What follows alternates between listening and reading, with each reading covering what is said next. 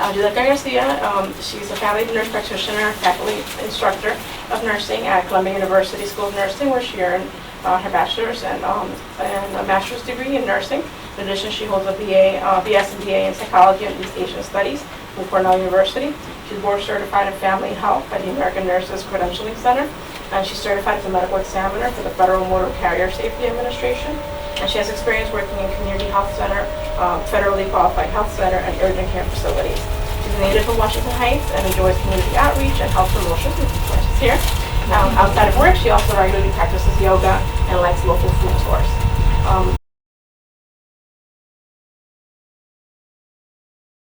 So this is where we are practicing. This is the new Columbia Doctors Nurse Practitioner Group, and this is where I take care of the community.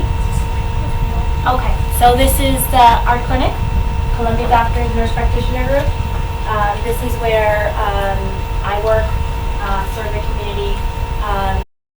So what is Lyme disease? So it's caused by a bacteria, and it's actually normally found in small animals.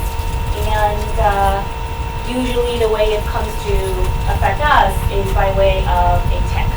So basically, the tick bites the small mammal, gets infected, we're hiking, we're going around, walking around in places where the tick lives, you get bit by a tick, you get Lyme disease.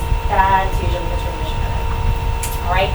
And if it's untreated, then it could cause a number of very significant disorders, including your joints, including your nervous system, and your heart. That's the reason why Lyme disease is a condition of concern and why everybody wants to make sure there's awareness of it.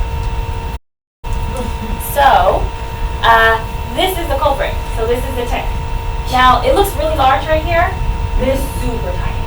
It's really tiny. It might be smaller than the little eye dotting there. Really tiny. It's really easy when you're bit by the tick to miss it completely.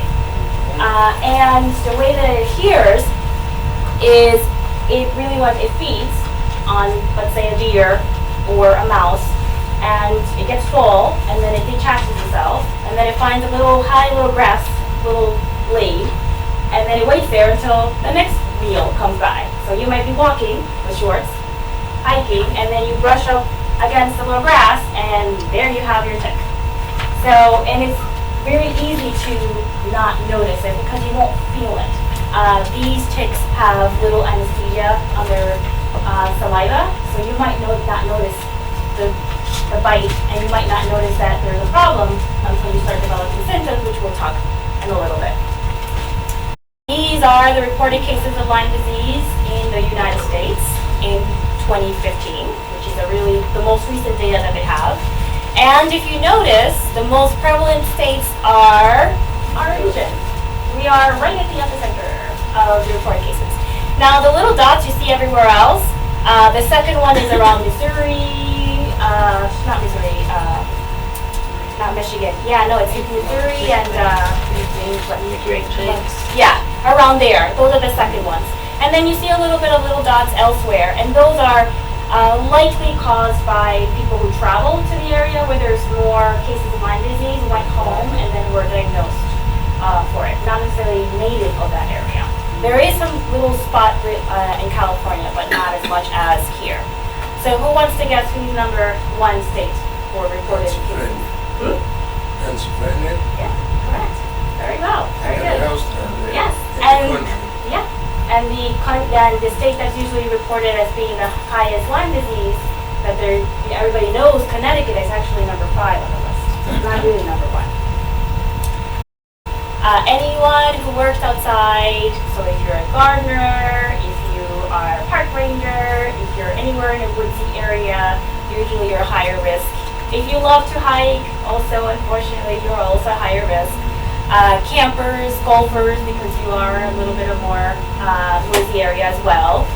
If you hit the ball in a spot where you need to go and fetch it, for example. And anyone who lives in this area that Lyme disease prevalent we can talk about. What are the symptoms? So it's very vague symptoms. And there's actually 3 phases to getting Lyme disease and having the symptoms.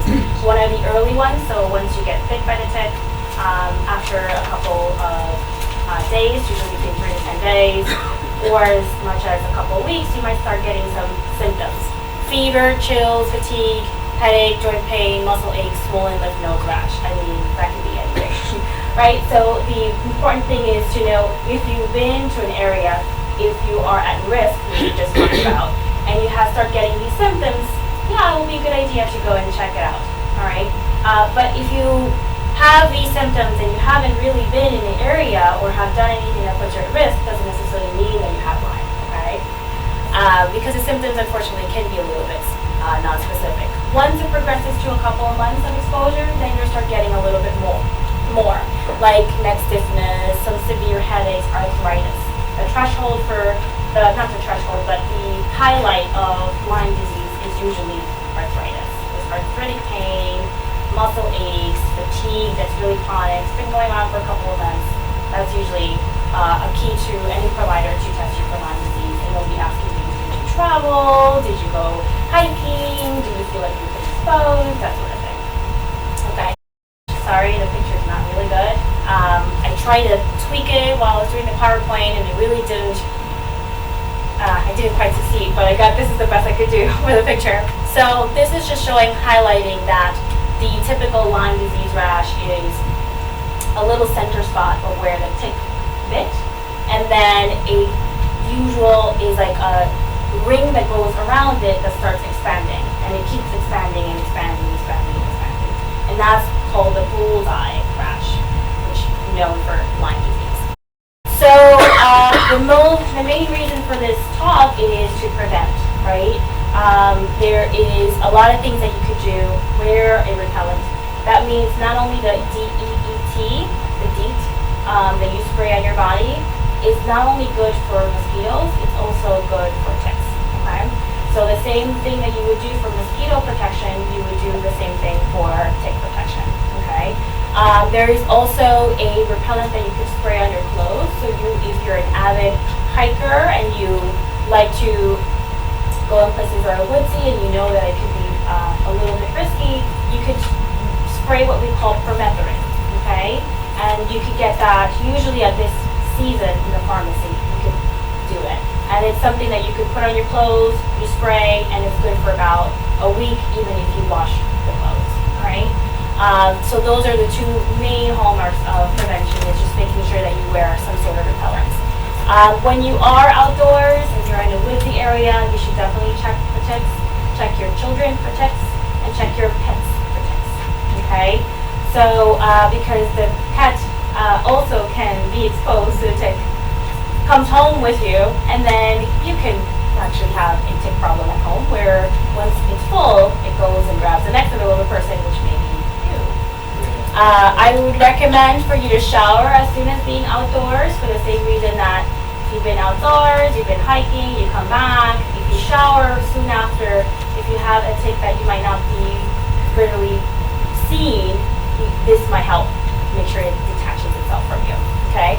And of course, if you have a rash or fever, or you see a tick attached, please see somebody, see a provider. So to remove a tick, if you do see a tick, sorry, I forgot that this part was first. To remove the tick, you need to use a very fine tick tweezer, and you need to pinch close to the skin.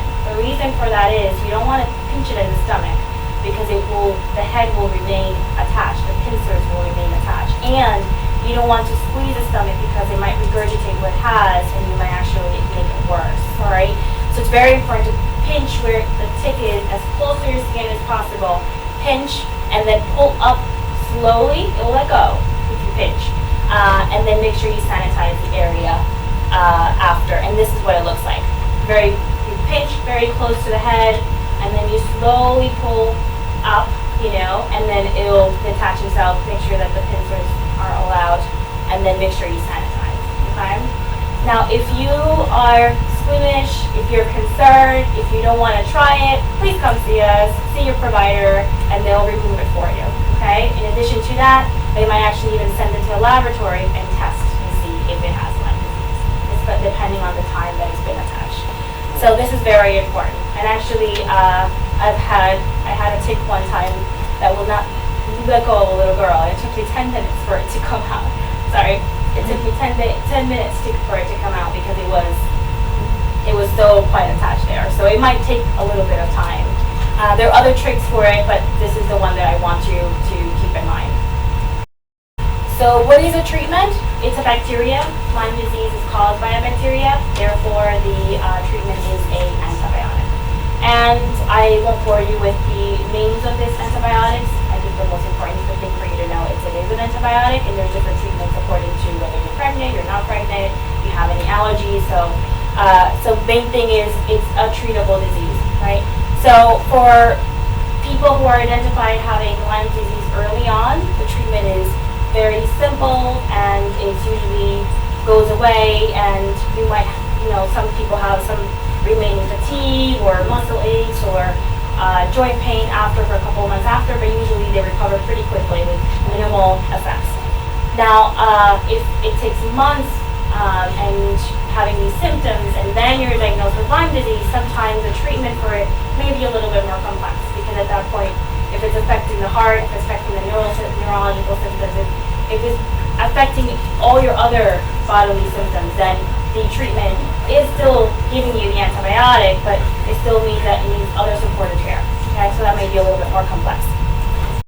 So I wanted to take a point to also say that I know we're discussing Lyme disease, but ticks also have other diseases that are also equally as concerning that can transmit. So we know Lyme disease because, it's affects neurologically a little bit more than other ones. And I think it's the more common one in New York or in this area. But the reality is that ticks, like mosquitoes, can transmit all sorts of diseases. Not only bacteria, but they can transmit viruses and they can transmit parasites.